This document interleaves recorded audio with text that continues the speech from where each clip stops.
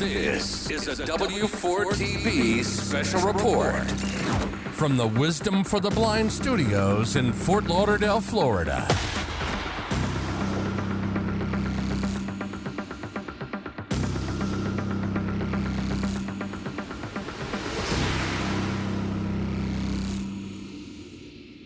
Thanks, Keith. And to our listeners, thanks for joining us. Celebration turned into shock for veterans when the PACT Act failed to pass. This is Ellie with Wisdom for the Blind Studios. A bill aimed at protecting veterans exposed to toxic materials during their service was shut down yesterday in the Senate in a 55-42 vote that failed to meet the 60-vote threshold necessary to advance the legislation. Out of the 42 senators who voted against the PACT Act, 41 were Republicans. Today in this special report, we hear from our Executive Director Benjamin Keeley with an editorial addressing the shocking news from D.C. But first let's check in with Skip in Washington, D.C., who has been covering this proposed legislation and has the scoop on the disappointing outcome. Thanks, Ellie. Our veterans were blindsided erupted in anger and indignation Thursday after senators suddenly stooped a widely supported bipartisan measure that would have expanded medical coverage for millions of combatants exposed to toxic burn pits during their service. Supporters of the Honoring Our Promise to Address Comprehensive Toxics Act, or PACT Act, overwhelmingly expected the House-passed bill to sail through to the president's desk for signature. But in a move that shocked and confused veteran groups Wednesday night, 41 Senate Republicans blocked the bill's passage, including 25 who had supported it a month ago. Let's take a look at the press conference with Democrats and Jon Stewart. Please note this video contains strong language. And I'm going to say Republicans, because they're the ones that flip. Republicans say, you know what, I don't have a problem with the cost of this bill, but I'm going to vote no, because of some other reason whatsoever. That is political malpractice, and we need to hold people accountable. I'm going to tell you something. I've been in this business for 25 years between the state legislature and here, and I have never seen anything that's happened like happened yesterday. And what compounds it and what makes it that much more difficult is we, in essence, yesterday took benefits away from the people who have been impacted by war, that we sent off to war, and we turn our backs and say, no. We're going to find an excuse to vote against our veterans while we wave the flag, talking about how great our fighting men and women are. So what's the path forward? The path forward is we need to hold people accountable. There are promises that were made. We heard them at the last press conference that was made, and I heard them from fellow senators, by the way, that said that the people in this group made a lot of phone calls right before that June 16th vote, and we are going to back our commitment. Well, yesterday they forgot what the commitment was. Funny what a month and a half will do. So we've got to get out. We've got to call. We got to have your friends in the military and veterans call. We got to have your civilian friends call, because what happened yesterday is totally unacceptable.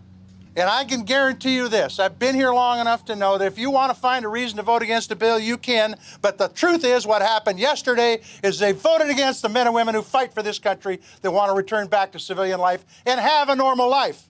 And not only those folks, but their families. We've got some work to do, and we've got to do it very soon. And we've got to be very proactive, and we've got to burn some shoe leather, folks. We've got to burn up some phone lines. We got to go out and make people uncomfortable and hold them accountable for what they promised to do and what they actually did do on June 16th. If we're able to do that, we can right this ship. If we aren't, then once again, our veterans are going to have to go to the VA, and they're going to have to beg, and they're going to have to argue, and they're going to have to fight for benefits that they've already earned. It took them 25 years. 25 years. Now, look, there are so many. I said on the floor of the Senate yesterday, I said, this delay might not sound like a big thing, but number one, we don't have the bill passed. And number two, there are going to be veterans die between now and when this bill passes. Yeah. And this is a piece of legislation, by the way, that everybody thought on June 16th was a done deal. We got to work. We got to work, folks. We got to double down. We got to work. And you guys have already worked really, really hard. You shouldn't have to do this again. But it's a necessity, and I apologize for the dysfunction. But if we're able to step up, I think we can right this ship. But it's not going to be easy. I am not a partisan person. I am somebody who believes that both sides of the aisle have to work together, and I want to thank those Republicans that stuck with us yesterday.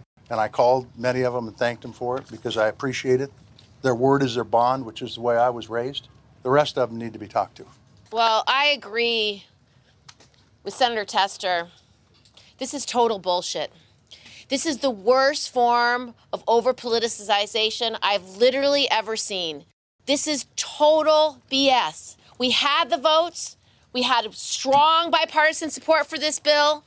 And at the 11th hour, Senator Toomey decides that he wants to rewrite the bill, change the rules, and tank it. How he convinced 25 of his colleagues to change their vote, I have no idea. I mean, what the hell? How does this happen? How do you change your mind right when you're about to make a law that's going to save lives? It makes no sense. It's an outrage, and there has to be accountability. So we have to go to these 25 offices. We have to make sure every one of these senators understands that they have just sentenced veterans to death because they will not have the health care that they have earned. They have put their politics before the life and well-being of service members who have given everything to this country. For what? For some political stunt? For some BS? What is it? What did they do it for, and why did they do it? It makes no sense. They put politics before the lives of our families, our loved ones, our service members, our veterans who have given every last measure. There's no excuse. It's total BS. I am Congressman Mark Takano. I chair the Veterans Affairs Committee in the House of Representatives. Earlier this month, the House once again passed my Honoring Our PACT Act, and I hope that today the Senate would take final actions needed to get this bill to the President. Instead, we are standing here empty-handed because of the incomprehensible actions of Republican senators who, yet again, have allowed naked partisanship and political gamesmanship to deny our veterans the care they deserve. 34 Republicans originally voted with all of the Democrats in the House to get this bill over to the Senate. I want to thank those 34 Republicans because they gave us the momentum to get an 84 passage in the Senate. Frankly, this bill should have passed the House unanimously the first time, and it should have passed unanimously in the Senate. That is how fundamental this issue of taking care of our veterans is. It should have been a unanimous vote, but it was remarkable that we got what we got.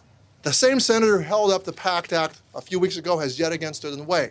He has done this despite knowing of the 3.5 million veterans this would help, knowing the veteran sacrifice behind it, and the blood, sweat, and tears shed by the veteran community to finally get this done. He claims that this bill has a slush fund, but this is absolutely not true. We have a fund that will allow us to pay for the cost of war. This fund comes with all of the other safeguards of the appropriations process and congressional oversight. This fund allows us not to pit Americans against Americans in a struggle of winners and losers. This fund allows us to take care of veterans while also ensuring kids can eat, and we have older Americans in need. There is no question as to where Democrats stand on prioritizing America's veterans. Every single Democratic member of the House voted to support this legislation, to put people over politics. We have backed up our words with concrete action. Finally, I have to agree with what Jon Stewart said last night. You don't get to pander to service members and veterans about how you represent them and then turn around and stab them in the back. Veterans are tired of patriotic platitudes and hollow expressions of thank you for your service. This is bullshit. America's veterans have demanded action. Instead, they have got a bunch of Senate Republicans hiding behind hollow arguments about fiscal responsibility as the reason to oppose this bill, when the moral responsibility of caring for veterans has been made crystal clear. This bill gives the mechanism to finally pay for the true cost of war, the human cost of war. And for years, toxic exposed veterans have held up their end of the deal. And I guess for some Senate Republicans, that's just not enough. Thank you. Thank you, Chairman Takano, and thank you for your leadership. I'm Congressman Dr. Raul Ruiz, and I represent California's 36th Congressional District. I'm an emergency medicine physician, public health expert, and co-chair of the bipartisan, bicameral Congressional Burn Pits Caucus. I want to thank all the VSOs, all the incredible veterans and the families who are joining us here today, because you are the reason why we are here, and you are the reason why we fight. Standing here today, I have to say I'm pretty pissed off. In fact, I'm livid We have a chance right now to make a monumental change in the lives of our servicemen and women, and partisan gamemanship is getting in the way. This is exactly the type of bullshit that disgusts me about this place. The Honoring Our Pact is a bipartisan bill. We passed it out of the House 3 times with bipartisan support. And the last time we had to pass it because of a blue sip error from the Senate. We fixed it, sent it back, pretty much the same bill. And so now we are here again demanding for a passage in the Senate, demanding for Senate Republicans to put politics aside, to stop playing games, and to get sick and dying veterans the benefits and care that they have earned, deserve, and so desperately need. Enough is enough. Our veterans don't have the time for this bill to go back and forth again and again. They don't have time for technical errors, partisan games, and needless filibustering. They need the presumptive benefits in the Honoring Our Pact Act right now. Their lives are quite literally on the line, and I will not stand by and watch as burn pits exposed veterans in my district and across the country are denied the care they need because of some in the Senate didn't get their way. It needs to stop, and I will continue to fight tooth and nail until it gets done. I will continue to fight in memory of Jennifer Kepner from Cathedral City, who died from pancreatic cancer because of her burn pit exposure in Iraq. I will continue to fight for veterans like Alejandro Camacho from Palm Desert, who developed testicular cancer caused by his exposure during his service overseas. And I will continue to fight for the millions of veterans across the country who have been exposed to burn pits and other toxins until they get the care they need. The fight for our burn pits exposed veterans is not over. For years, I have helped lead the charge on this front, and I'm not giving up. We are not giving up. Not now, not ever. And I will keep pushing for the presumptive benefits that are at the heart and soul of this bill to take the burden off of our dying veterans to prove that they are sick as a result of their service. And I will continue pushing until we get this legislation signed into law. Our nation's veterans would never turn their back on their country, and we cannot turn our backs on them. So again, enough is enough. Let's put politics aside and let's get this done for our veterans. And so now I'm going to turn it over to our speaker, Nancy Pelosi. Thank you, Raul Ruiz, for your very passionate and very well-informed comments about how we have to meet the needs of our veterans. The other day, within this past week, we had a meeting of our veteran service organizations. We were talking about what comes next, but we did consider it a mini celebration in anticipation that the PACT Act would pass the Senate. It is bipartisan. The Senate has worked its will on the legislation, and we passed that version under leadership of Mark Takano. Where's Mark? Is Mark here? Our chairman of our Veterans Committee. He was so responsible for the legislation. Raul Ruiz, as a physician, as a public health expert, and as a doctor member of Congress, has been on this issue for a long time. And of course, the Camp Lejeune water issue that Matt Cartwright took part. Senator Tester's leadership was so important, and I'm so pleased that both he and the ranking member, Moran, voted for the legislation. But I'm very sad that 80% of the Republicans in the United States Senate said no to veterans yesterday. 80%. 40 votes no. The veterans have waited too long, long overdue. 3.5 million veterans will benefit, that have the possibility of benefiting from this legislation. Why subject them to this? Democrats, at the same time yesterday, we were having our rollout of people over politics. And when it comes to our veterans, we have always striven to work in a bipartisan way. We think we owe that to them and try to find the most common bipartisan ground. So this is very, very disappointing. It's hard to explain. It has an immorality to it that 80% of the Republicans would say no to our veterans. Defying what we say on the battlefield, we leave no soldier behind, and when they come home, we leave no veteran behind. So I thank all of you, because inside maneuvering can just take us so far. The outside mobilization has been essential to our getting to where we thought we were at the beginning of yesterday. I thank John Stewart, John Field. Where is John? Both of our Johns here. I mean, we all share the dismay at all of this. It's a missed opportunity. It's a missed opportunity. It's hard to explain. But we will not stop until we get the job done. I don't know what we can do to convince the Republicans to do the right thing, except public opinion weighing in. We know what happened, you have to say to them. Why did you abandon our veterans? Come home, so that when they come home, we leave no veteran behind. With that, I'm very pleased to yield. Senator Brown. To Senator Brown, and thank you so much. I spoke to Leader Schumer on my way here. Of course, we're all getting so much done as we prepare for what comes next. Sherrod Brown has been a champion on this issue, a proclaimed leader on it.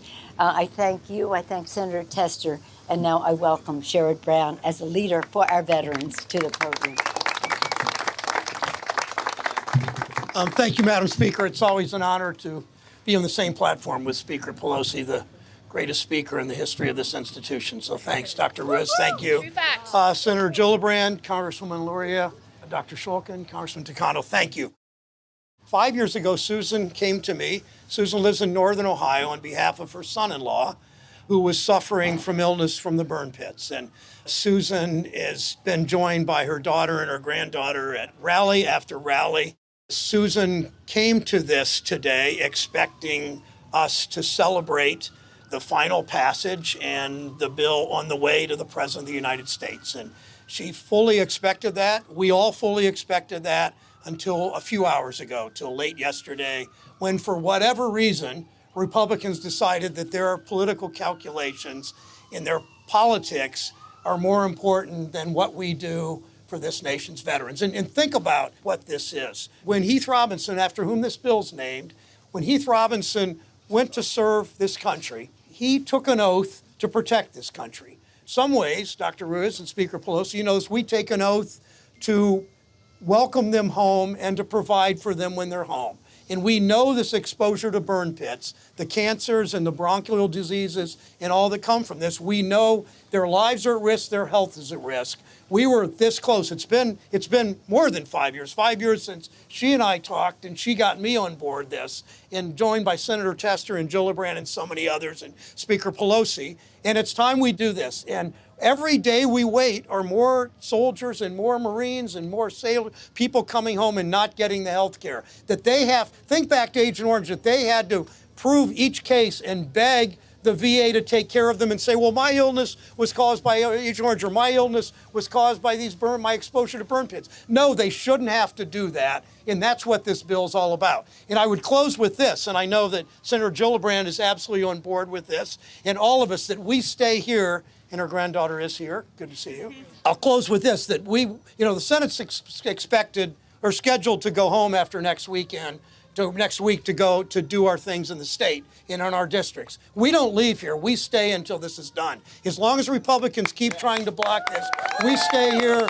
We keep meeting. It doesn't matter how hot it is here. It doesn't matter the pressure. We've got to get this done. And my commitment, and I know Senator Tester's and Senator Gillibrand and Speaker Pelosi and Senator Schumer, is to stay until the Heath Robinson PACT Act is concluded, until veterans are assured they're going to be taken care of if they were exposed to these burn pits. Thank you, Chris. Hi. I'm David Shulkin, the former Secretary of the VA. I just have to say that I thought I was coming with a different set of comments. I thought we were finally going to recognize the end of a long, long injustice for our veterans. But when I see the men and women that are here today, and I hear from so many veterans all the time who continue to suffer, all that we can say is that they're going to need to continue to wait. The irony is about today, we actually shouldn't need Congress to have to step in and do legislation to fix this. The disability system that we have in this country for our veterans is broken.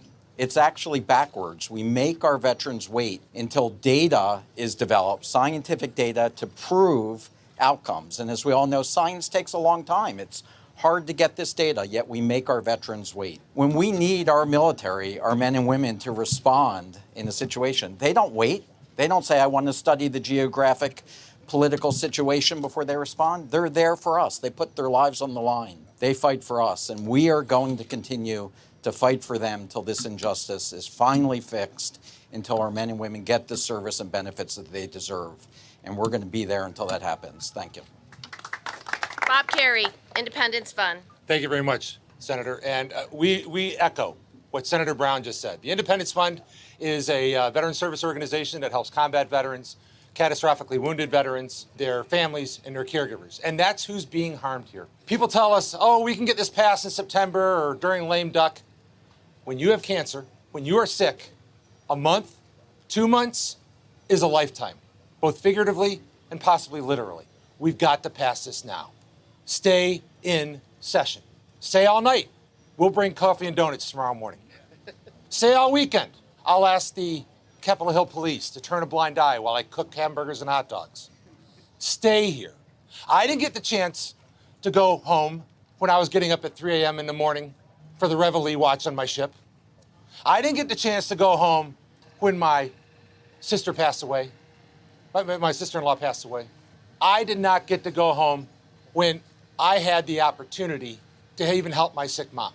I could not. Why they think they can go home now is beyond me. Stay in session. Stay and get it done. This doesn't end today. We will continue this fight. Many great VSOs have done this for far longer than I've been working on this, and I'm proud to be amongst them. But we need to get this done, and we need to get this done now. Thank you. Christina Keenan, Veterans of Foreign Wars. My name is Christina Keenan, and on behalf of the VFW, the Veterans of Foreign Wars of the United States, I want to express our disappointment in the failed procedural vote by the Senate yesterday, which has again delayed passage of the Honoring Our PACT Act. Nothing has changed since June 16th, when 84 senators voted to pass the PACT Act in a bipartisan manner. Yet, yesterday, 25 senators changed their votes, even though the bill is the same. They voted yes last month. Promises were made and promises were broken. Senators Cotton, Ernst, Sullivan are veterans, and they are delaying health care for some of the men and women that they served with. The VFW has been clear. Pass the PACT Act now. No senator should leave for the August recess for their vacations or their campaigns until the PACT Act has passed. The House has done its job. No senator should leave next week until they take care of the people who fought to defend this country. No more delays. Pass the PACT Act now. Thank you. Our next speaker is Lawrence Montreal, American Legion. Good morning. My name is Lawrence Montreal. I'm the National Legislative Director for the American Legion. And on behalf of the American Legion and our nearly 2 million members, I would like to emphasize the fact that this delay is absolutely unacceptable. A bill that passed the House of Representatives 3 times. It passed the Senate with wide-ranging bipartisan support, 84 senators voting in favor of it, will be delayed once again, and as a result, veterans will suffer. The bill's genesis came from the fact that 70% of veterans with illnesses related to burn pits were being denied, and as a result, couldn't access health care. Sick veterans couldn't meet the burden of proof. The PACT Act passed the House and the Senate in a bipartisan manner, yet this delay continues because of political games. There's no reason this bill should not be signed by the president by the end of next week. Every day that this delay goes on, veterans are unable to receive care. This is wrong. We will not stand by and allow veterans to be denied their duly owed health care. For cancer patients, a 1-month delay makes all the difference. The American Legion demands that Congress end this delay and allow our veterans to receive the health care they desperately need and have earned. Tom Porter, Iraq and Afghanistan veterans. Thank you. I'm Tom Porter with Iraq and Afghanistan Veterans of America. A lot of us here often talk about how long we've been working on this issue that impacts more than 3-4 million veterans in the United States. But that's not really what's most important, because what's most important is the impact of the delays on this whole process. And we're up close and personal on this, and we see the direct impacts. So often we're here with friends of ours, my friends here, that need help breathing because of their illnesses from their deployments. That's a real picture of the impacts of this. But then there are also people that aren't here with us anymore. Yeah. I can remember a little over a year ago, Wesley Black was one of our advocates on this stuff. He would do TV and he would come to the Hill. And then there was one press conference that we showed up with Senator Gillibrand, and then he wasn't there because he was too sick. And then he died shortly after that. We lost Wes along the way. And then there's Kate Hendricks Thomas that had been an advocate on this bill as well. A few months ago, she just wasn't able to make the press conference. And her friend Mindy, that's back here too, that's with us, and she's here to tell her story because Kate died and left behind a little boy. And then we're also joined here by the namesake of this bill, Heath Robinson, his mother, and his little daughter, Brielle, who many of you have met. She's 9 years old. The last time we were here working the Hill together, just a few weeks ago, Brielle and Susan were walking the hallways with me, stopping into every Senate office. That day, we visited every Senate office in a single day. And 9-year-old Brielle, in the name of her father, wrote out personal requests for senators' votes in crayon and personally handed them to staff. Now, the problem with all this, there's a lot of problems with all this, is the big problem that I see right now is that last night, 41 senators ignored the pleas of veterans of all generations and their kids that were asking for their votes and voted no. And I guess what kind of bothers me a bit more, and you've heard it already, is 25 of those senators voted yes on this bill before they voted against it. No explanation. For the same bill, and they voted against it. And Christina said there's several of them that are veterans. That's especially bad. How can fellow veterans turn their backs and stab us in the back like that? There's a friend of mine that does a radio show, Joe Griffey's, and he often asks me, checks it all the time, how's this bill going? How's this bill going? And I tried to explain to him last night about what happened, about the cloture process and why they would vote whichever way. And he says, Tom, why is it that the veteran is always the one that gets screwed? Why is it? And that's the thing, is that everybody doesn't understand all these intricacies about party politics and cloture votes. They just want to know why veterans get screwed. I guess we have a lot in common that we already knew we had in common, but Vietnam veterans, Gulf War veterans, post-9/11 veterans, what we all have in common today is we just got screwed by 41 senators and 25 who voted with us, and many of them issued press releases after their last vote bragging about how they voted for the PACT Act and how they had veterans' backs. Well, you just screwed veterans yesterday. Now, we're going to hold them accountable. We need all of you to help out, too, and thank you very much for being here. Thank you. Thank you, Tom. Alec Morosky, Wounded Warrior Project. I'm Alex Morosky with Wounded Warrior Project. Here we are again. We were hoping to be standing here on the verge of seeing this bill, the PACT Act, passed by the Senate later today and becoming law. But that's not the case. Back in June, this bill passed with a decisive 84-14 vote. Yesterday, 25 of those 84 senators changed their vote to no on a virtually identical bill. Why'd they do that? We don't know. What we do know is that what they chose to do is extend a timetable that veterans with toxic wounds don't have. What we also know is that veterans died during this past month since the last vote, and now more veterans are going to die because of the vote yesterday. We just lost another warrior last week. He served around burn pits in Afghanistan, and he had pancreatic cancer. People in their mid-30s are not supposed to have pancreatic cancer. We were passing the condolence card around our office this week to his family. He died before this bill could be passed. How many more is it going to take? And if the Senate goes home before this gets passed, how many more? We make a promise to people who serve in the military that we'll support them if they get wounded. Passing the PACT Act today would have finally kept that promise for veterans with toxic wounds. But instead, that promise is still being broken. So, in our view, the Senate should pass this bill without amendment, which would only send it back to the House and create further delays. And the Senate should do this before they go home for August recess, because sick veterans can't wait any longer. No more excuses, no more delays, no more broken promises. Pass the PACT Act now. Next speaker, Corey Titus, Military Officers Association of America. Thank you, Senator, and thank you for everybody for being here today. 84-14. That is the vote we got a month ago on this bill. 25 senators changed their position on caring for toxic exposed veterans. This bill would have benefited 3.5 million veterans who have been put on the fast track for getting their wounds, their care and benefits they needed. But yesterday, every single veteran and every single member of their families felt the floor fall out from underneath them. Veterans are angry and confused at the sudden change from those they thought that had their backs. The following are statements from senators who voted for the PACT Act in June, but against it yesterday. Here's what they had to say in June.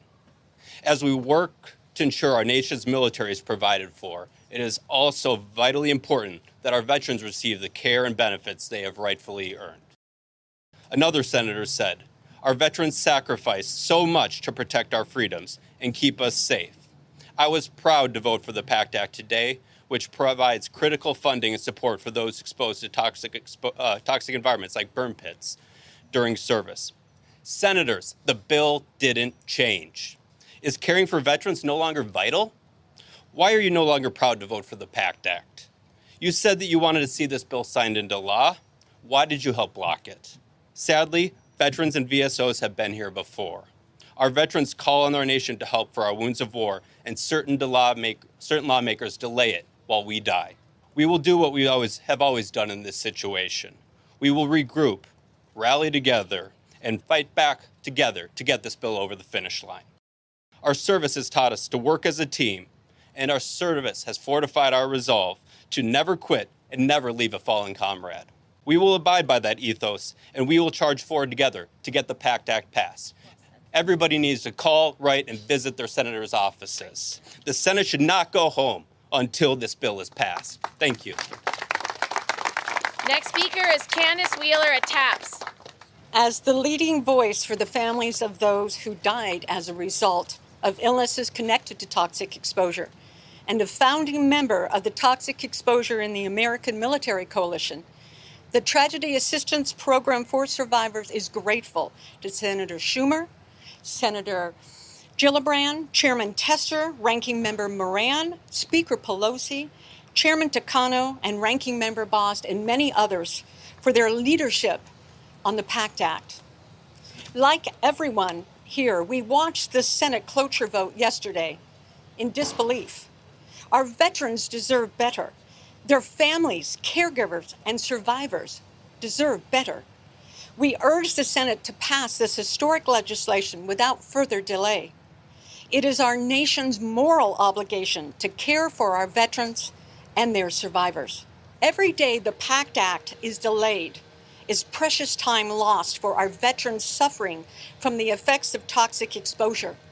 For some, it will be the difference between early cancer detection and stage 4 inoperable cancer. The Senate must act now, stay in session, and not go on vacation. They must pass the PACT Act now because every day matters. Thank you. Our next speaker is Rosie Torres, Burn Pits 360. For 13 years, we've come to our nation's capital with the hope and faith that those we elected into office would fulfill their moral obligation. We organized, we mobilized, we even called on Jon Stewart and John Field. Together, with those sick and dying, we marched the halls of Congress with their children, with their families. Yesterday, 25 villains, along with Senator Toomey, voted to kill a bill that would provide health care and compensation to several generations of veterans. We've sat here and discussed how many people flipped their vote. What about we pay attention to those that are sick and dying? What about we pay attention to those that are putting a gun to their head because Congress and these senators have screwed them so badly? It's bullshit, and it's time for us to pass the PACT Act. No more delays, no more delay tactics. Our veterans are sick and dying, but one thing they will not do is give in to your bullshit tactics. We demand answers. We deserve justice. Let's get one thing straight. We will organize at every one of your district offices. Veterans were not trained to give up. They were trained to fight. We will mobilize our veteran community and we will mobilize America. Senator Toomey, how many veterans are going to die without their treatment because of you and other senators who voted no? Please explain to us what is an acceptable amount of death. The next speaker is John Stewart. Hi, I'm Susan Sire. I'm the mother-in-law of the late Sergeant First Class Heath Robinson, the namesake of the Honoring Our PACT Act. I've been wearing his Army jacket for almost 5 years, carrying him on my shoulders because he couldn't lobby with me. He couldn't stand up for himself because he was too sick. I'm going to take you on a little journey of what these reprehensible senators voted for. Heath was diagnosed with a rare form of lung cancer in 2017. 6 months prior to that, he ran a half marathon. He was an active duty member of the Ohio Army National Guard because he was employed by the National Guard. In 2012 and 2013, Heath was the Ohio Army National Guard NCO Soldier of the Year. When that happened, he had all of his politicians. Congresswoman Joyce Beatty flew a flag over the Capitol in his honor for being Soldier of the Year. The current Director of Veteran Services in Ohio, General Deborah Ashenhurst, had him at her house for a party to honor him. On May 6th, 2020, when he died, the only politician we heard from was Senator Sherrod Brown. Nobody from the Ohio Army National Guard has even reached out to my daughter or my family or his daughter. Now I'm going to tell you something that I've never told before. People here do not know. Heath was not our family's only casualty. In late 2015, my daughter learned she was pregnant around Valentine's Day. This was a year before we knew Heath had been exposed to toxins. Several weeks after her positive pregnancy test, there was no heartbeat.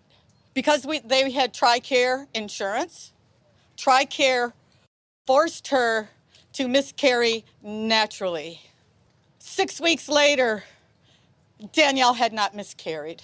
She carried a non-viable little fetus through Christmas, through New Year's, until her obstetrician, after I begged her obstetrician to do the DNC, that I would pay for it if TRICARE wouldn't pay for it. Finally, they paid for it. After it happened, her obstetrician told her and Heath, I advise you to not get pregnant again. This is 3 years after this little one was born. She told them there is something seriously genetically wrong with one of you. What we removed surgically did not even resemble anything human. Now, we didn't know about burn pits and the toxic exposures till a year later. But you could pay me $1 million right now to ask me to say that did not affect my second grandchild from being so deformed, they didn't even know what they had. A year later, Heath is diagnosed with lung cancer and a rare autoimmune disease. He was still active duty, so the TRICARE, everything was good. After they medically retired him and he went into the VA system, everything went to hell. The VA denied him prescription drug medication to mitigate extremely painful side effects from his cancer treatments. These victims have side effects. They have symptoms that no other cancer patients have. These doctors, they send them from hospital to hospital all around Columbus, Ohio, because they didn't know what to do with them. When he was discharged from the hospital, the VA denied to fill that prescription. My daughter is a doctor of physical therapy. She had a full-time job taking care of a young child and a 24-hour care of her sick and dying husband. I moved in with them for the last 10 months of his life to help. They applied for VA caregiver benefits so that Danielle could take a leave from work and be compensated to care for her soldier, Iraq War veteran husband. The VA denied the benefit, even though the nurse who came and did the evaluation said he was the highest level of needing caregiver round the clock. They denied it, and the reason they said it was denied, because he could not prove it was burn pit or combat related. So in the month ensuing, after the VA denied his prescription medication and he was in such extreme pain, my daughter, totally exhausted, no sleep for days, I'm picking her up off the floor where she's collapsing in front of her child on the floor in exhaustion. I'm laying on the floor trying to comfort her. Heath is over on the sofa, puking and a bloody nose and coughing. And I'm trying to take care of two people at once, which is virtually impossible. So Heath asked my daughter and I to overdose him because he wanted to put us out of our suffering. He felt guilty because he caused us to suffer, and he didn't want to do it anymore. He begged us for 2 months to do this. That meant neither she or I could ever leave him alone for 1 minute for those 2 months. And I'm telling you right now, Senator Toomey, Senator Rob Portman was Heath's senator, voted no. They voted against my family. They voted for all of us to suffer. They are endorsing our suffering. They are endorsing her suffering. They're endorsing Tim's suffering. They're endorsing Kevin's suffering. They're endorsing Rosie and her husband's suffering. They don't give a shit about veterans. And like someone said before, every single one has pictures with veterans on their Facebook pages, on their websites. Well, screw that. They don't support veterans. If you vote no on this bill, you do not support veterans. The burden of proof is on these veterans to prove it was combat related. So we couldn't hold up that burden of proof while Heath was alive. So after he died, with the help of Dr. Robert Miller from Vanderbilt University, he coordinated a lung autopsy for us. Now, I'm going to tell you what this lung autopsy showed, and you tell me, Senator Toomey, Senator Rob Portman, if you think Heath's lung cancer was caused by toxic exposure. We know he had lung cancer. He also possibly had constrictive bronchiolitis, definitely an interstitial lung disease that they could not fully define because his lung tissue was so obliterated by the cancer. He had pulmonary fibrosis that we did not know about. He had deformed blood vessels. He had cells in his lungs that no pathologist could identify. But his lung cancer was not caused by him inhaling toxic burn pit smoke. And I have one more thing to say about Senator Mike Lee. A few days ago, when they were bringing this debate up on the Senate floor, we were all watching to hear some discussion about the PACT Act. Senator Mike Lee got up and gave a very passionate plea to every single one of his Senate colleagues. He told a story about a Navy seaman who's based in Iraq who was in a car accident. He had a health episode and he passed out while he was driving, and unfortunately, 2 people in the other car were killed. So the Japanese justice system decided he needed to be arrested and incarcerated. A couple days ago, he turned himself in to be incarcerated for a year for causing the death of 2 Japanese. That was an accident because he had a health problem. Now, Senator Mike Lee was urging all these senators to get together and get this guy out of prison because he's unjustly incarcerated. And then he told these senators, we need to show our veterans and our military that we have their backs. Well, he doesn't have their backs. He picks and chooses which backs he has so he can have a feel-good story to get all the senators to jump on board his cause. He doesn't have Tim's back. He doesn't have Andrea's back. He doesn't have Kevin's back. He doesn't have her back, her husband's back. He doesn't have my family's back. And I'm done. And the next time I come back here, it better be to sign the damn bill at the White House because I'm sick and tired of this bullshit. Our last speaker. I know we are frustrated. We're all frustrated, angry, exasperated.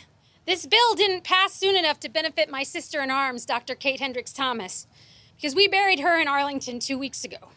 And it wasn't soon enough for Brielle, who was just here crying next to the podium because she lost her father. I think the worst part about this, though, is that I don't believe the vote yesterday represented the interests of the American people. The American people that I know are very anxious to ensure that our warriors are taken care of to the extent that they have earned. I am very grateful for the bipartisan support we have received on this bill, those who are willing to stand up to their peers and take another stance. And I'm trusting that those who want to tweak this bill will adjust it quickly and that it will pass before the Senate recess in August, as Senator Toomey has promised. Senator Toomey, I heard you. You promised. I believe that's what the American people want, and more importantly, it's the right thing to do. We can't be so caught up in every detail that we miss the forest for the trees. And the point of this bill is to ensure veterans who are suffering and dying right now from toxic exposure are given the benefits they need as soon as possible. So many of our lawmakers want to do the right thing here, and it's important that we continue to enable those lawmakers who have veterans' needs closest to their hearts. Let's do the right thing. Shane from DAV. Good morning. I'm Shane Lehrman, DAV Deputy National Legislative Director, and DAV is greatly disappointed by yesterday's vote. But hey, it's okay, because everybody is saying, well, it's inevitable. Well, we're going to pass the PACT Act. It's inevitable. You know what else is inevitable? Veterans suffering and dying without access to health care and benefits. That is also inevitable. For example, there's a Vietnam veteran in Indiana right now who had an appeal with a veterans law judge in front of the Board of Veterans Appeals for access to benefits based on his Agent Orange exposure in Guam, which is a part of the PACT Act. The judge agreed to stay that case for 60 days so the PACT Act could pass. Well, guess what? We're now beyond that. So what did we just say? We just said, oh, it's okay. Another Vietnam veteran, another comrade in arms is going to be delayed access that may save his life. But that's all right, because it's inevitable that it's eventually going to pass. Enough is enough. Enough is enough. How many more delays? How many more deaths? How many more suffering veterans? Just to be able to wake up in the morning and not hurt, to be able to actually sleep at night, to be able to breathe without suffering. Enough is enough. Stop the delays. The PACT Act must be passed now, before Congress leaves town for their recess, their vacation. Let's call it their vacation. We must pass it now. Thank you. John Stewart. So ain't this a bitch? Yeah. Ain't this a bitch?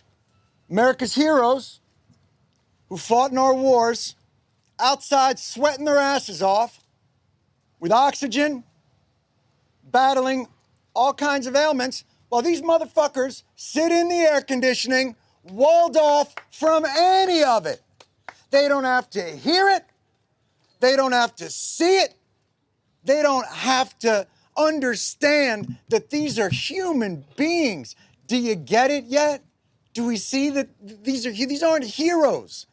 These are men and women, mothers and fathers, sisters and brothers that we just let stand outside in the heat when they can't breathe.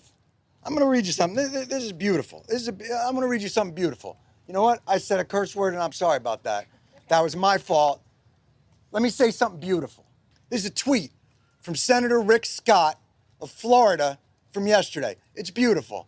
And I'm sorry about the cursing, and let me say something beautiful to make it up to you. I was honored to join the USO today and make care packages for our brave military members in gratitude of their sacrifice and service to our nation. And there's a beautiful picture. I wish you could see it. He's standing with a little package. Did you get the package? I think it has M&Ms in it and some cookies and some moist towelettes. I don't even know, honestly, I don't even know what to say. I've been coming down here 10, 15 years. I'm used to the hypocrisy. Christina Keene will tell you from VFW. She sat in an office with Mitch McConnell and a war veteran from Kentucky, and he looked that man in the eyes and he said, we'll get it done. And he lied to him. Because Mitch McConnell yesterday flipped. I'm used to the lies. I'm used to the hypocrisy. Senator Pat Toomey won't take a meeting with the veterans groups. Sends out his chief of staff. I'm used to the cowardice. I've been here a long time. Senate's where accountability goes to die. These people don't care. They're never losing their jobs. They're never losing their health care. Pat Toomey didn't lose his job. He's walking away. God knows what kind of pot of gold he's stepping into to lobby this government to shit on more people. I'm used to all of it, but I am not used to the cruelty. They passed it. June 16th, they passed the PACT Act. 84-14. You don't even see those scores in the Senate anymore. They passed it. Every one of these individuals that has been fighting for years, standing on the shoulders of Vietnam veterans who have been fighting for years, standing on the shoulders of Persian Gulf War veterans fighting for years, Desert Storm veterans, to just get the health care and benefits that they earned from their service. And I don't care if they were fighting for our freedom. I don't care if they were fighting for the flag. I don't care if they were fighting because they wanted to get out of a drug treatment center or it was jail or the army. I don't give a shit. They lived up to their oath. And yesterday, they spit on it in abject cruelty. These people thought they could finally breathe. You think their struggles end because the PACT Act passes? All it means is they don't have to decide between their cancer drugs and their house. Their struggle continues. This bill does a lot more than just give us health care. Gives them health care, gives them benefits, lets them live. Senator Toomey's not going to hear that because he won't sit down with this man. Because he is a fucking coward. You hear me? A coward. And like I say, I'm used to it.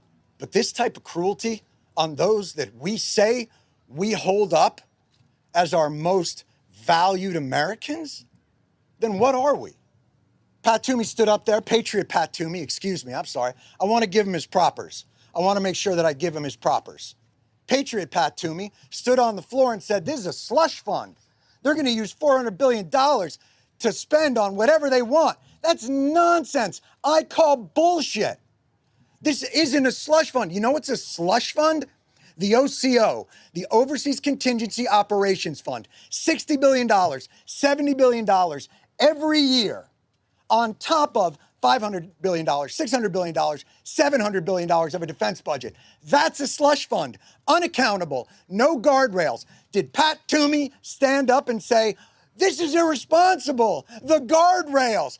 No, not one of them did. They vote for it year after year after year. You don't support the troops, you support the war machine. That's all you care about. Boy, they haven't met a war they won't sign up for, and they haven't met a veteran they won't screw over. What the fuck are we? And now they're gonna go away. Pat Toomey says, I've got veterans groups behind me. I call bullshit. These are the veterans groups. VFW, American Legion, IAVA, Wounded Warriors, DAV, AMVETS, they're all here. This is the veterans community, Senator.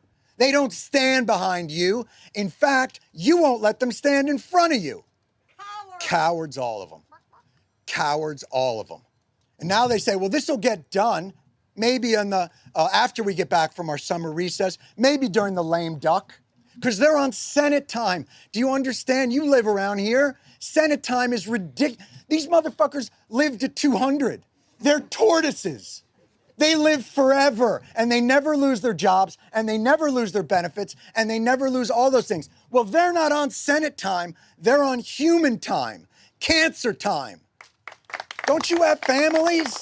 Don't you have people who are deciding how to live their last moments? I know some of them. They've been down here advocating with us. They spent their remaining time advocating so that other soldiers didn't have to face the indignities and the depravity and the desperation that they faced. And none of them will hear it. And none of them care. Except to tweet. Boy, they'll tweet it. Can't wait to see what they come up with on Veterans Day, on Memorial Day. Well, this is the reality of it. I honestly don't even know what to say anymore, but we need your help because we're not leaving. These people cannot go away. I don't know if you know this. You know, obviously I'm not a military expert. I didn't serve in the military, but from what I understand, you're not allowed to just leave your post when the mission isn't completed. Apparently you take an oath. You swear an oath, and you can't leave. But these folks can leave because they're on Senate time. Go ahead, go home, spend time with your families, because these people can't do it anymore. So they can't leave until this gets done. Because these people will not give up, they will not give in, and they will not relent. This is an embarrassment to the Senate, to the country, to the founders, and all that they profess to hold dear. And if this is America first, then America is fucked. Thank you.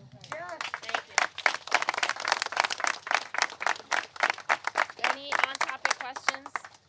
I think everyone here needs to be heard by every single one of the senators that changed their votes. I hope we can have an incessant and increased lobbying effort to every single office, because this is an outrage. It's unacceptable and it cannot stand. And we just need to fight until it gets done. And we just have to keep advocating and keep pushing. And I'm going to go to the floor and ask unanimous consent as many times as I need to get this back on the floor. This is a list of senators who voted against this legislation. Of the 42 senators who voted against the PACT Act, 41 were Republicans. John Barrasso, Wyoming; Marsha Blackburn, Tennessee; Roy Blunt, Missouri; Mike Braun, Indiana; Richard Burr, North Carolina; Bill Cassidy, Louisiana; John Cornyn, Texas; Tom Cotton, Arkansas; Kevin Kramer, North Dakota; Mike Crapo, Idaho; Ted Cruz, Texas; Steve Daines, Montana; Joni Ernst, Iowa; Deb Fischer, Nebraska; Bill Hagerty, Tennessee; Josh Hawley, Montana; Cindy Hyde-Smith, Mississippi; Jim Inhofe, Oklahoma; Ron Johnson, Wisconsin; John Neely Kennedy, Louisiana; James Langford, Oklahoma; Mike Lee, Utah; Cynthia Loomis, Wyoming; Roger Marshall, Kansas; Mitch McConnell, Kentucky; Rand Paul, Kentucky; Rob Portman, Ohio; Jim Risch, Idaho; Mitt Romney, Utah; Mike Rounds, South Dakota; Ben Sass, Nebraska; Rick Scott, Florida; Tim Scott, South Carolina; Richard Shelby, Alabama; Dan Sullivan, Arkansas; John Thune, South Dakota; Tom Tillis, North Carolina; Patrick Toomey, Pennsylvania; Tommy Tuberville, Alabama; Roger Wicker, Mississippi; Todd Young, Indiana. To support our veterans, please call or email your senators today. Time is running out for some. Skip in DC for Wisdom for the Blind Radio. Now back to you, Ellie. Thanks, Skip. Now we are going to hear an editorial from the Executive Director of Wisdom for the Blind, Benjamin Keeley. Please note that the opinions are his and not necessarily the opinion of this organization nor sponsors. Thank you, Ellie, and to all of our listeners for joining us. Today I'd like to talk about some shocking news that transpired this past week which affects all veterans. Unfortunately, due to a political volley that occurs in Washington between Democrats and Republicans, veterans are now faced with a plight that should sadden all Americans. For full disclosure, I'm a veteran from the United States Navy who was blind and was exposed to toxins on the island of Guam. At this time, I have type 2 diabetes, hypertension, was in kidney failure where I was on dialysis for 4 years prior to finally receiving a life-saving kidney transplant. This is not genetics, no one in my family has any of these medical issues or history. My blindness and other ailments are attributed to the exposure I had to Agent Orange and other toxins. What is the PACT Act 2022? H.R. 3967, First Class Heath Robinson honoring our promise to address Comprehensive Toxics Act, or PACT Act. This is bipartisan legislation to provide veterans who suffer from toxic exposure expanded healthcare and benefits under the U.S. Department of Veterans Affairs. So let's ask, who is affected by the PACT Act? The PACT Act would have expanded VA healthcare eligibility to more than 3.5 million post 9/11 combat veterans who were exposed to toxins while serving in the military. The Senate passed the original legislation 84-14 in June. It underwent minor changes when it moved to the Senate and then had to go back to the House due to a procedural error. Nothing was changed inherent to the Act's content. What exactly happened to the PACT Act in the Senate on Wednesday, July 22, 2022 that made legislation fail to go to President Biden's desk? Let's hear from U.S. Senator Chris Murphy, a Democrat representing Connecticut, with his view. Thank you, Mr. President. Mr. President, I'm coming down to the floor to speak briefly on our efforts to protect women's access to birth control and contraception. But before I do, I just want to note something that happened here today that was really odd. So a few weeks back, we came together and had a consensus bipartisan vote to stand up for our veterans. A number of Republican and Democratic legislators here, the House and the Senate, worked together to develop something called the PACT Act. This is groundbreaking legislation, decades in the making, that provides veterans access to health care for exposure to toxic chemicals. Exposure that comes through being subjected to military burn pits. These are pits where a lot of toxic chemicals and plastics are burned at military installations, but also for exposure to chemicals like Agent Orange. So we had an 84-14 vote here just a few weeks ago in favor of the PACT Act. And then the bill came back to the Senate due to some technical corrections having nothing to do with the substance of the bill. And yesterday, the vote went from 84 to 55. 30 senators reversed their vote and the bill failed. All 30 of those were Republicans. What happened in 2 weeks that convinced 30 Republicans who previously thought it was a good idea to help veterans to decide instead to tank a bill that was helping veterans? There's really only two explanations. The more charitable explanation is that 30 Republicans just changed their mind. That 3 weeks ago they thought it was a good bill, helping veterans was a good idea, and 3 weeks later they decided that it wasn't a good idea, that they would rather spend that money on somebody else instead of our most vulnerable veterans. Now that would be pretty fantastic to have 30 members of the Senate change their mind on the merits of a bill, especially a bill that helps veterans, the most vulnerable veterans in this country, veterans who are dealing with cancer and respiratory illnesses. The less charitable explanation is this. Republicans are mad that Democrats are on the verge of passing climate change legislation and have decided to take out their anger on vulnerable veterans. Because that's the other thing that's changed in the last 3 weeks. Republicans thought that Democrats weren't going to be able to pass a bill asking corporations to pay a little bit more, tackling climate change. Yesterday, news emerged that there is an agreement that makes it likely that a climate change bill is going to proceed on the Senate floor, and magically 30 votes flip. That's the less charitable explanation, because that would be pretty horrific if Republicans were mad about a climate change bill and decided to take out their anger on veterans, on vulnerable veterans. So maybe in the coming days we'll figure out which one it was. Maybe we'll figure out if 30 votes flipped because the merits of the bill dictated that flip, or maybe we'll find out that Republicans have decided to just take out their anger about the reconciliation bill on veterans.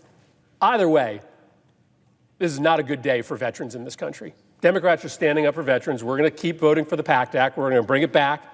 But 30 Republicans that thought helping veterans was a good idea just 3 weeks ago, all of a sudden have abandoned the cause. That was Senator Chris Murphy speaking from the Senate floor. Wow, this is just amazing. I offer any Republican the opportunity to share their side of the story. Please just give me a call and I will be more than happy to get you on the show immediately. I know that my fellow brothers and sisters active duty and veterans would love to hear the other side. Now let's look at my personal experience. For years I've been trying to file a claim for the Agent Orange exposure I received during my tour in Guam in the late 70s and early 80s. After submitting my first claim, it came back denied by the VA. This was due to the Department of Defense having nothing on the books addressing the exposure in Guam. Unfortunately, I'm sure I was not the only veteran denied by the Veterans Administration for different situations affecting health and wellness.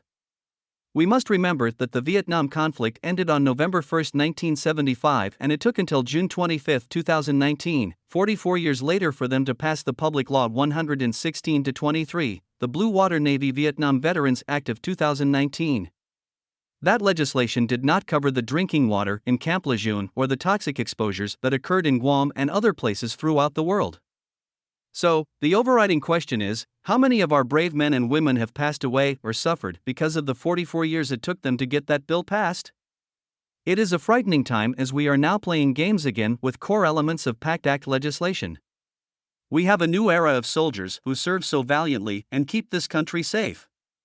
Isn't it time we give them lifelong safety and peace of mind when it comes to their health protection?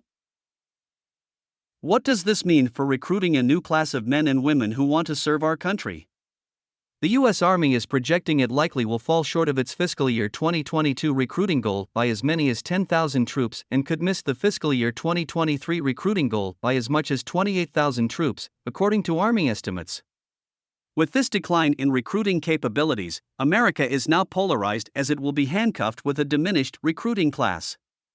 These admirable and honorable candidates are being given no support with any healthcare protection. With the events occurring in the world today, we must ensure that our military is ready and active to serve. By playing games with legislation, such as the PACT Act, with bills that are designed to protect active military and veterans, it becomes a deterrent for their best interest. Back in the late 70s, I joined the service. Earlier, I was excited and proud to be a member of the junior RTC in high school. I started the Armed Forces Club in my senior year and I was ready to go, and looking forward to seeing the world as an active sailor in the U.S. Navy. I am embarrassed to see the hardships ultimately coming this way for all military and veterans. By striking down needed legislation, and basically telling those who serve we don't care about their healthcare, we are going to have to deal with an even bigger issue. It will be a sad day when we are forced to go backwards and instill a forced draft. Now we need to look at the whole picture as long as we have a two-party system.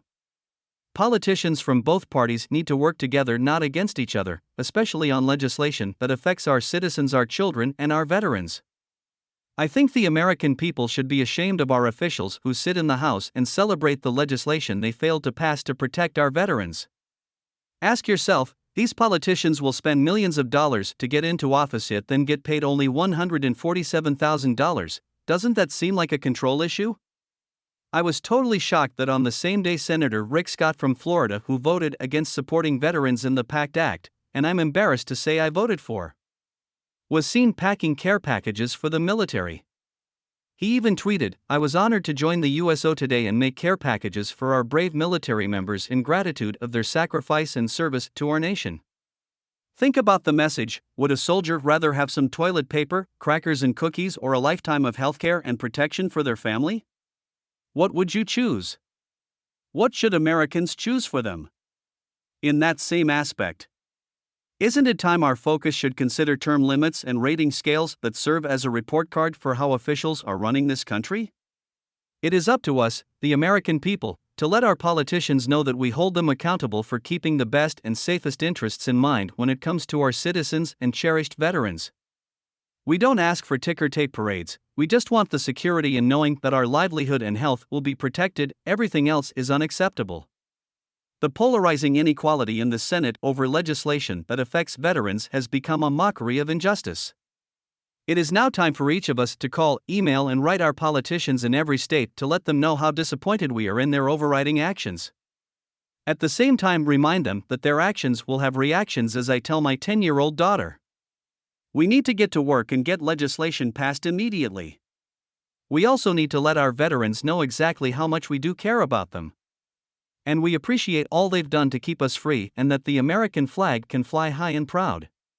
In closing, I encourage you to pass this podcast on to your family, friends, local officials, and all those that can help make a difference in supporting veteran interests and livelihood. We need to get this ship back on course and steer our veterans, first responders, seniors, and children to safety. Our country, our security depends on the actions we take, so let's take the right one: support our veterans. Now I'd like to close up with a statement from George Washington, which I feel sums up our current state of affairs. If we don't act quickly, we won't have the military support to continue to fight for our freedoms. President George Washington proclaimed, "The willingness with which our young people are likely to serve in any war, no matter how justified, shall be directly proportional to how they perceive how the veterans of earlier wars were treated and appreciated by their nation." Should you have any comments or suggestions, please email them to specialreports@w4tb.org. Thanks for joining us. This is Ben Keeley, and this has been a special report from the Wisdom for the Blind Studios.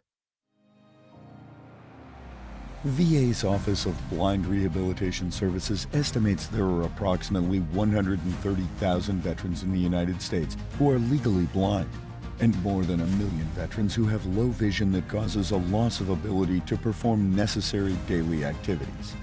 In this era of instant communication, where we get overwhelmed with data or facts that are useless to unsighted individuals, wouldn't it be great if we could count on news focused on real problems that impact the daily lives of veterans without sight?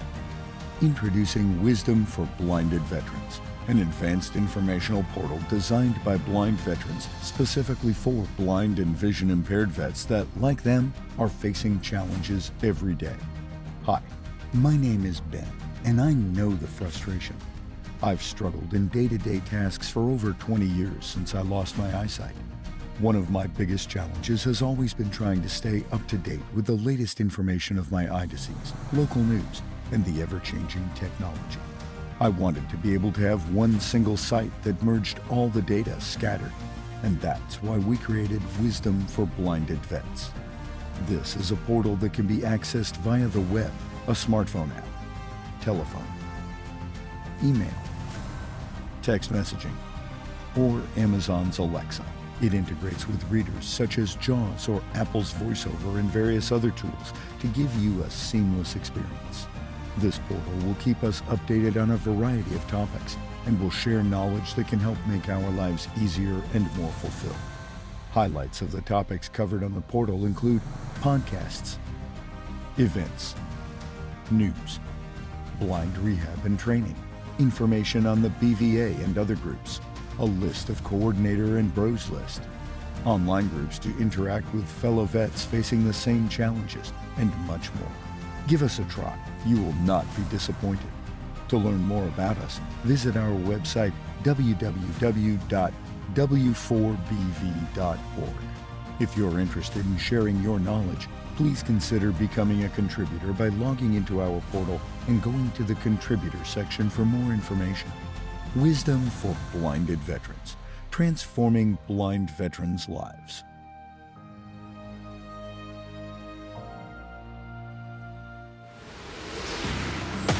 This has been a W4TB special report from the Wisdom for the Blind Studios in Fort Lauderdale, Florida. A production of Wisdom for the Blind and VNS Productions, a division of VNS International. All rights are reserved. Please donate to keep the knowledge coming.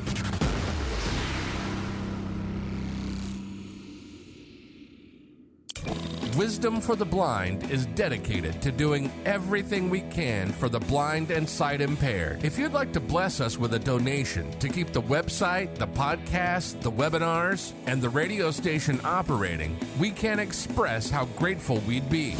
You can go to the website at w4tb.org. That's4tb.org and hit the donation button. Or you can mail it to Wisdom for the Blind Incorporated. Attention donations. 1005 Marina Mile Boulevard, Suite 255, Fort Lauderdale, Florida, 33315. Wisdom for the Blind is a not-for-profit 501c3 organization. Remember, it's tax deductible. We thank you from the bottom of our hearts at Wisdom for the Blind.